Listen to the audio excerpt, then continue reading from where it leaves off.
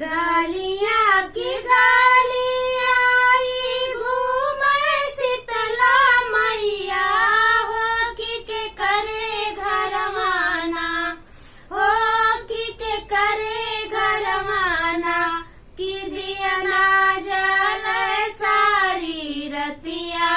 हो के करे घर माना कि दिया ना जल सारी रतिया हो के करे घर माना दिया ना तजल ओही मालिया के घरवा हो कि जावन मलियाना हो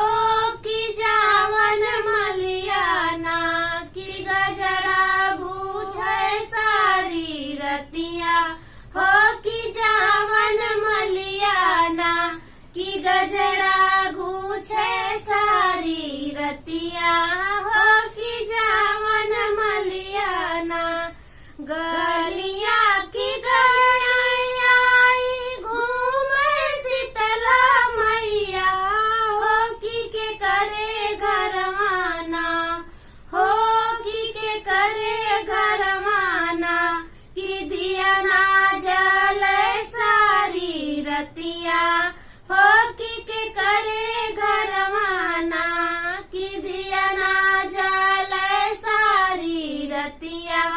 हो के करे घर माना दिया ना तजल ओही कोहरा के घरवा हो कि जावन कोहराना हो कि जावन कोहराना कि कलसा गढ़ सारी रतिया हो कि जावन कोहराना कि कलसा गढ़ सारी रतिया हो कि जावन कोहराना गलिया की गलिया आई घूमे शीतला मैया हो कि करे घर माना हो कि करे घर माना कि दिया ना जल सारी रतिया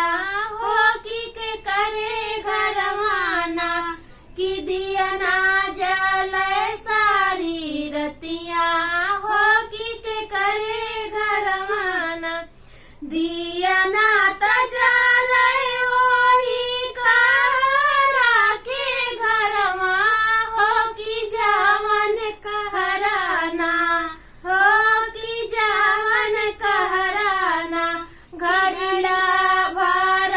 सारी रतिया हो कि जावन कहराना कि घड़ीला भर सारी रतिया हो कि जावन कहराना गलिया की गलिया आई घूमे शीतला मैया हो के करे घर माना हो के करे घर माना कि दिया ना जल सारी रतिया हो के करे घर माना कि दिया ना जल सारी रतिया हो के करे घर माना दिया ना तजल ओही सोनारा के घरवा हो कि जावन सोनराना हो कि जावन सोनराना कि नथिया गढ़ सारी रतिया हो कि जावन सोनराना कि नथिया गढ़ सारी रतिया हो कि जावन सोनराना गलिया की गलिया आई घूमे शीतला मैया हो के करे घर माना हो के करे घर माना कि दिया ना जल सारी रतिया हो के करे घर माना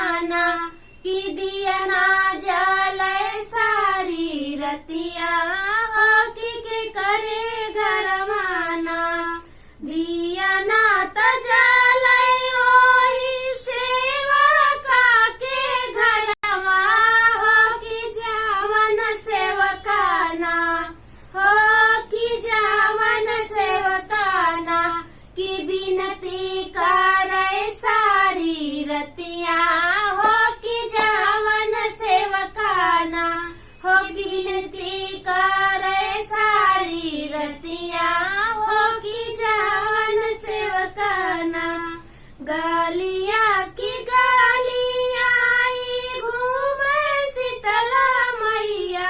हो के करे घर माना हो के करे घर माना कि दिया ना जले सारी रतिया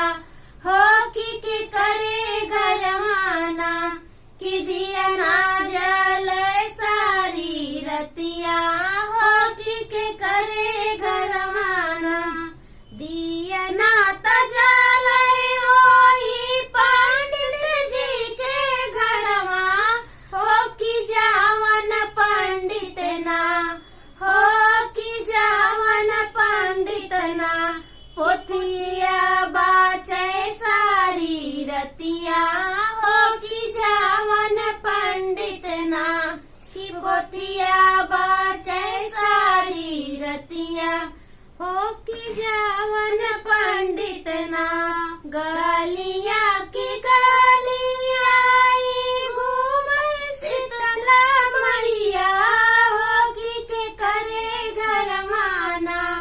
हो के करे घर माना कि दिया ना जले सारी रतिया हो के करे घर माना कि दिया ना जले सारी रतिया हो कि चंदू के घर माना दिया ना तजले वही चंदू जी के घर हो कि जे करे घर माना हो कि जे करे घर माना भजन होला सारी रतिया हो कि जे करे घर माना कि भजन होला सारी रतिया हो कि जे करे घर माना। तो दोस्तों कैसा लगा ये पचरा गीत आप लोग कमेंट करके जरूर बताइएगा। जाने दो, फिर मिलते हैं अगले वीडियो में, तब तक आप सभी से जय माता दी।